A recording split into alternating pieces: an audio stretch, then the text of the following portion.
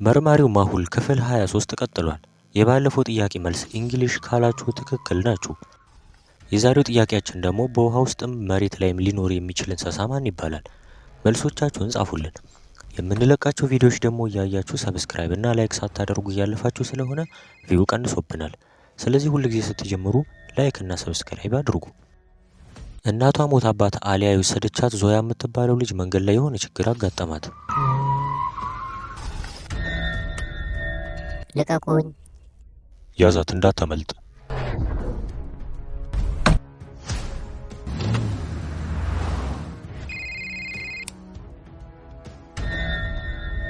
ዞያ ታግታለች። ምን? እንዴ?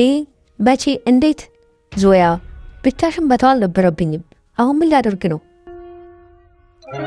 አንቺ ደግሞ ታረጋጊ እንጂ። ሄ አዲ፣ ዞያ ስለታገተች ካሜራዎቹን ሀክ አድርግና አይተ ንገሪኝ። እሺ።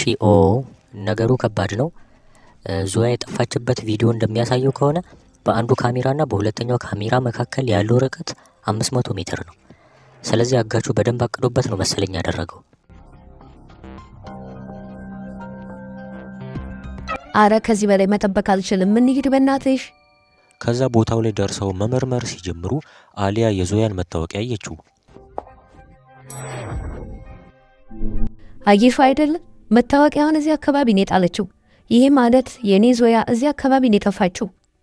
የኔ ዞያ የት ነሽ? የት ሄድሽብኝ? ዞያ በጣም ብልጥ ናት። አይተሻል አይደለ? ብዙ ምልክት ነው ያስቀመጠችው። ጥሩ ዞያ፣ ኮራውብሽ።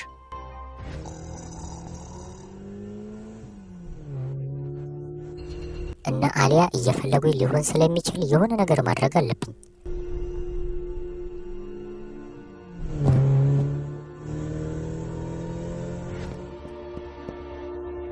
ይሄ የዞያ ኖትቡክ ነው። ይህንማ ሆን ብላ ነው ያደረገችው። አየሽ፣ ስማርት ሴት ናት። አዲ፣ እስኪ ፈጠን፣ እነዚህን እቃዎች የጣለውን መኪና አይተ ንገረኝ።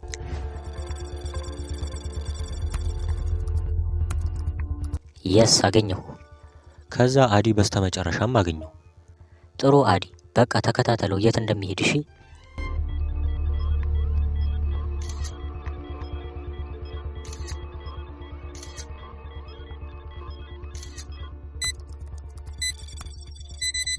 ይኸው ልኬልሻለሁ። በቃ ከዛ ከላከላቸው በኋላ ከቦታው ላይ ደረሱ እና ጫካ ውስጥም 3 መኪኖችን ያገኙ ሲሆን ሁሉንም ፈተሹ።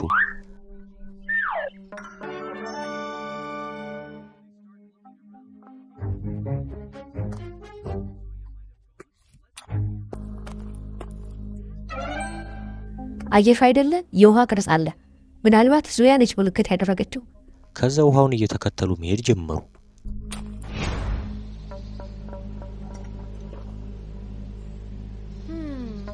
እቺ ሴት የሆነ ነገር እያለች ነው። ባክ ውሃን የጠየቀችው ስጣት።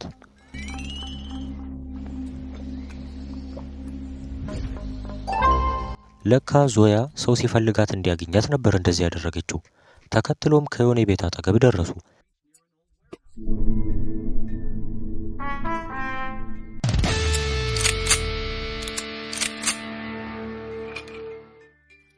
ወደ ውስጥ ሲገቡም ዞያ ታስራ ወንበር ላይ ሲያዩት ሁሉም ደነገጡ። ዞያ፣ ወይኔ ደህና ነሽ ግን? ደህና ነኝ። እስካሁን አግተው እኮ ወሰዱኝ። አሊያ እንደምትመጪ ገምቼ ነበረ። ኦ ነው፣ እኔ ፈርቻለሁ። እነዚህ ሰዎች እቅዳቸው ሌላ ነው መሰለኝ። አዎ፣ አላማቸውን ቶሎ ማወቅ አለብን። እንዳገኘሁት መረጃ ከሆነ በመርከብ አድርገው ከሳውዝ አፍሪካ እየወጡ ነው። እኛን ጋር ለማገባት ደግሞ ዞያን አግተዋል እና ተደብቀው ወጥተዋል። አንዳንድ ያገኟቸው ምስሎች ስላሉ ለመርማሪ ቡድኖች ልኬያለሁ።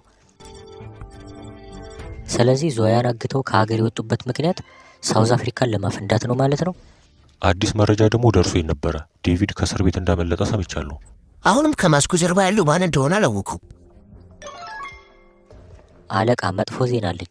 ሁሉንም ፈንጂዎች ይዘው ወጥተዋል ከሳውዝ አፍሪካ። አዲ፣ ሌላስ ምን መረጃ አለ? ቆይ አንዳንድ ምስሎችን ልላክልህ። እነዚህም እኮ የቬነም ዌብ መርከብ ናቸው። የዛን ቀን እነ ዊሊያም ሙምባይ ካዩት መርከብ ጋር ይመሳሰላል። ይህማ ከባድ እቅድ ነው።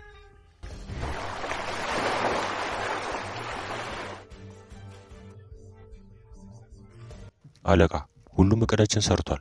መርማሪዎቹንም ግራ አጋብተናል። ልክ ብለሃል። ግን ማሁል እኔን ሳያውቅኝ አይቀርም። ትንሽ ከባድ ሰው ነው ማሁል። አታስቡ እሺ። ማንም ሰው መንገዳችን ላይ ከመጣ ለማስወጣት ዝግጁ ነኝ። አሁን በቃ ልሄድ ነው። የኔን ትዕዛዝ ብቻ ጠብቁ። አቅጣጫ ልክላችኋለሁ። ለአሁኑ መርከቡን ወደ ድብቅ ደሴት አድርሱት።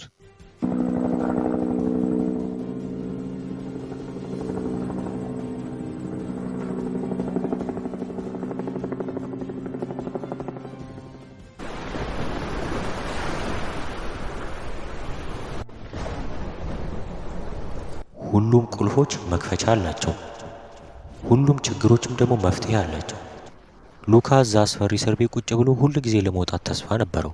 አሁንም ተስፋ አልቆረጠም። ከፍቶ ወጥቶ ነበረ።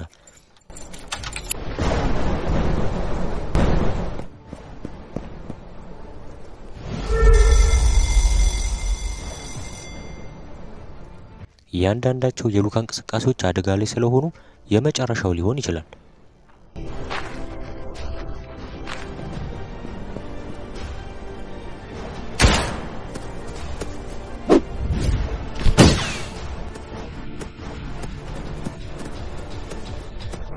ግን ምቾት ባይሰማኝም ማምለጥ አለብኝ። ነፃነቴን ለማስጠበቅ የትኛውንም ችግር አልፌ እሄዳለሁ።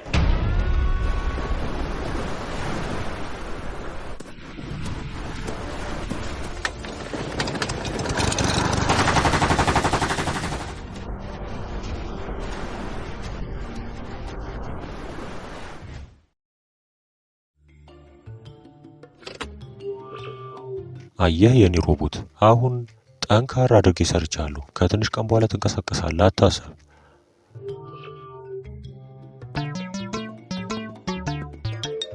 ይሄ በተን ምንድነው? እስኪ እንየው።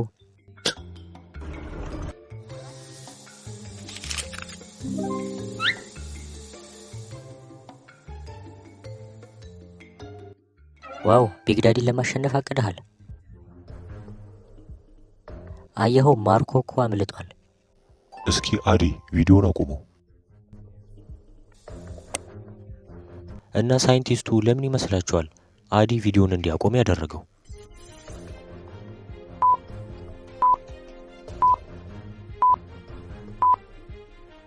ይሄ እኮ የቬነም ዌብ ሎጎ ነው።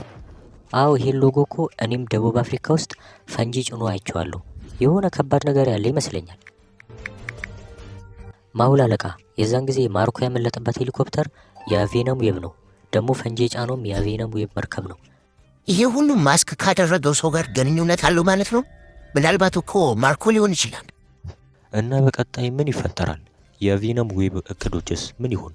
እንዲሁም ከማስኩ ጀርባ ያለው ማርኮ ይሆን? በቀጣይ ክፍል አብረን እናየዋለን።